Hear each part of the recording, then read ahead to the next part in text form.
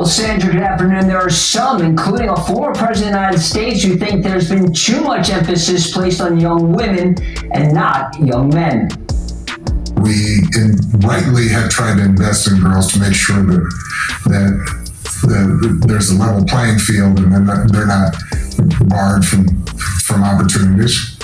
But we haven't been as willing, I think, to be intentional about investing in the boys, and that's been a mistake. Of all the presidents they could talk to about masculinity, they talk about Barack Obama, the one who supported and pushed for the LGBTQ community. This is the one guy we don't want to hear talk about masculinity ever. Today, women outnumber men on college campuses. Of recent male high school graduates, about 57% are enrolled in college, barely up from 1960. And in that same period, women's college enrollment has surged past them to 66% now enrolled, up from just 38%. I mean, I don't see the problem with that. That's smart. Why would you enroll in school and get a whole bunch of debt for a degree that you're not going to even use?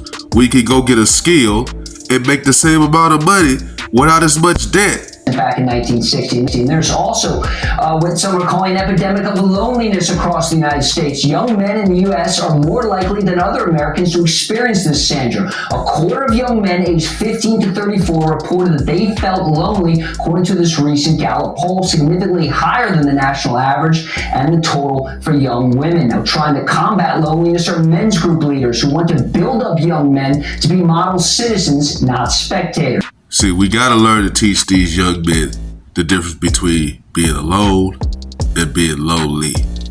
Because when you're alone as men, that's when you're at your greatest, because you're able to lock in and you're able to focus on the things that's important and become the greatest version of yourself. I think we've reached the fullest extent of the toxic masculinity culture, and we're starting to see other men, like the men in our community, really push back against that and start to really push back and say, no, masculinity is not toxic. There is a place for constructive, healthy masculinity in this world. I don't know what this guy's afraid of. Listen, without masculinity, how can you be a leader, a provider, a protector? I mean, come on, guys. We gotta stop acting like masculinity is bad. And you gotta say that, man, with your chest, man. This guy act like he's afraid to say it. And experts are also encouraging young men to get off the screen, saying social media plays a role in self-worth. Doctors say they want young men to get off the screens, get out there and start exercising, playing more sports, or build forts, Sandra. There you go. Always good. Lucas Tomlinson on that for us. Thank you, Lucas. John? Build forts. That was my favorite thing to do when I was a kid. For more, until we discovered girls, of course. For more on this, let's bring in Brad Wilcox, professor of sociology at the University of Virginia. Brad, thanks very much for being with us. So, with all this screaming from the rooftops about toxic masculinity, there's a lot of confusion out there, particularly among young boys, on what it means to be male and where they fit in society these days and how to fit in. Yeah, that's right, John. We're seeing too many young men, too many boys floundering when it comes to school, when it comes to work, and when it comes to life. We see, for instance, in our high schools, about 2/3 of the top performing students are girls, and about 2/3 of the worst performing students are boys. It's kind of just one indication, John, of the ways in which too many of our boys are kind of floundering in today's culture.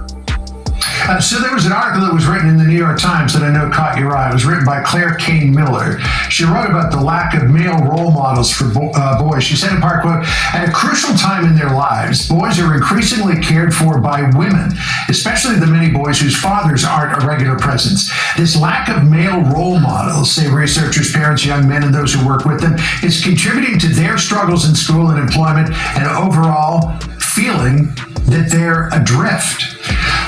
Sometimes male role models are difficult for people to come by. My father died when I was 5 years old. I was raised by my mother, who was a very strong, independent woman. I learned a lot from her, but I definitely lacked a role model in my life. So what do you do about these other young boys out there who don't have that male role model? Yeah, John, it's a great point. Actually, I was raised by my mom as well. My dad died when I was 3. But what we're seeing kind of in the culture at large, as that New York Times article mentioned, is that the vast majority of adults who interact with our boys today are women. And the 3 exceptions are scouting, sports, and our religious communities. And those are, kind of better at kind of giving men a place in our boys' lives. We kind of need to do more to figure out ways to connect men to our kids. And of course, I think one of the things that we need to do is to strengthen marriage, because today about almost 1 in 2 of our boys are being raised without a married father in the home, and they are much more likely to be struggling in school. I did a new report, for instance, for Governor Youngkin here in Virginia, and found that boys being raised outside of an intact home with their father are about twice as likely to get in trouble at school, and about half as likely to get good grades in school here in Virginia. So we need to figure out ways to kind of get more dads involved with their kids' lives, partly through marriage, but also for non-residential dads, just kind of making sure that we're connecting them to their sons on a regular basis as well. Thing is, you got too many single parent households where they got women in there trying to teach men how to be men. A woman can't teach a man how to be a man. And religious leaders are too afraid to call this stuff out on having babies outside of wedlock. The reason being, most of the people that attend church are women, and they don't want to lose that funding. So they're going to cater to women. They're going to cater to them and say, oh, it's okay. They're going to cater to the strong, independent, you can do it by yourself lifestyle. Instead of saying, no, this is not the way you want to raise a family in a single parent household. They don't want to do that because they don't want to lose. They don't want to lose the tithes and offering that women bring to the church. In short, they teach women how to be men and men how to be women. Because the women that's raising these men, they raise them up to be how they wish they could have a man be for them. Anyway, let me know what you guys think. Like, comment, subscribe. Follow God, not culture.